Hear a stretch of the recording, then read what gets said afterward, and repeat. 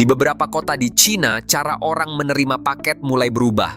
Setelah memesan makanan lewat aplikasi, tidak ada lagi peta yang menampilkan pergerakan kurir dan tidak ada notifikasi sedang dalam perjalanan. Yang tersisa hanya waktu estimasi, lalu beberapa menit kemudian muncul notifikasi singkat. Pesanan sudah tiba, lalu sebuah drone turun perlahan membawa kotak kecil yang terkunci. Sejak pesanan dibuat, sistem secara otomatis menghitung jalur udara paling efisien. Rute ini dirancang untuk menghindari kemacetan dan hambatan di jalan kota. Tanpa campur tangan manusia di tengah proses, paket bergerak dari satu titik ke titik lain, mengikuti jalur yang ditentukan hanya dalam hitungan detik. Dari luar, yang terlihat hanya hasil akhirnya.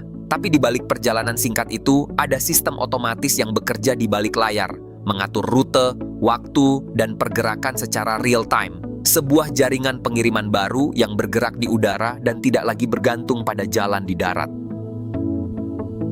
Di balik perjalanan singkat yang terlihat sederhana, ada ruang baru yang mulai dimanfaatkan secara sistematis. Lapisan langit rendah di atas kota-kota Cina. Ruang ini tidak dibiarkan kosong. Ia dibagi menjadi jalur-jalur khusus, membentuk koridor udara yang menghubungkan titik-titik pengiriman. Setiap drone yang lepas landas sudah membawa rute yang dihitung sejak awal dan bergerak mengikuti jalur yang terstruktur, mirip seperti jaringan jalan di darat. Namun saat drone mulai bergerak, rute tersebut tidaklah kaku.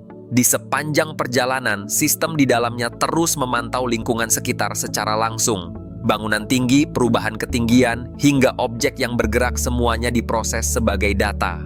Dengan bantuan radar, lidar, dan kamera yang terhubung ke sistem AI, drone menyesuaikan posisinya secara otomatis, menjaga jarak, ketinggian, dan arah tanpa perlu menunggu perintah dari pusat.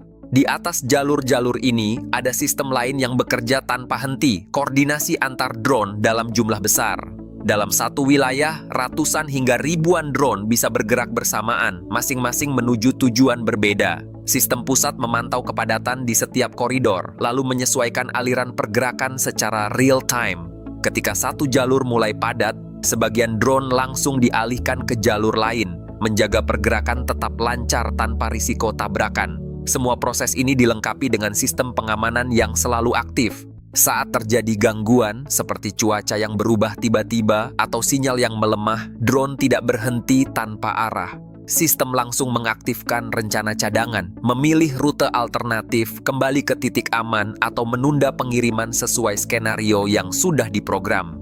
Sistem ini memastikan gangguan kecil tidak berkembang menjadi masalah yang lebih besar.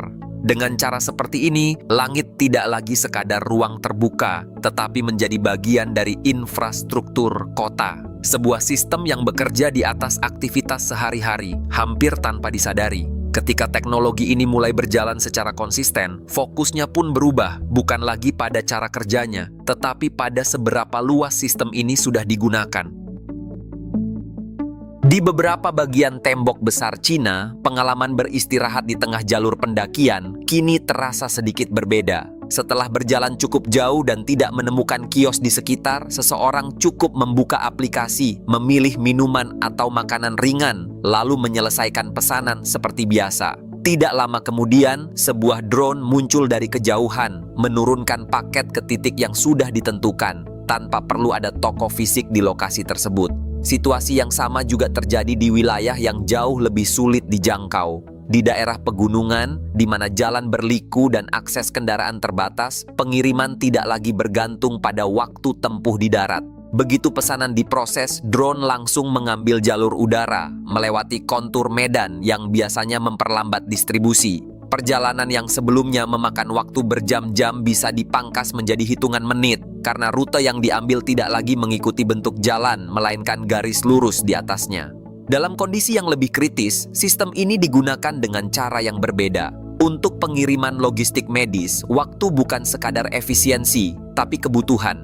Ketika jalur darat terhambat, drone membawa peralatan atau sampel medis langsung ke fasilitas tujuan, menjaga alur distribusi tetap berjalan tanpa terganggu oleh kondisi di bawah.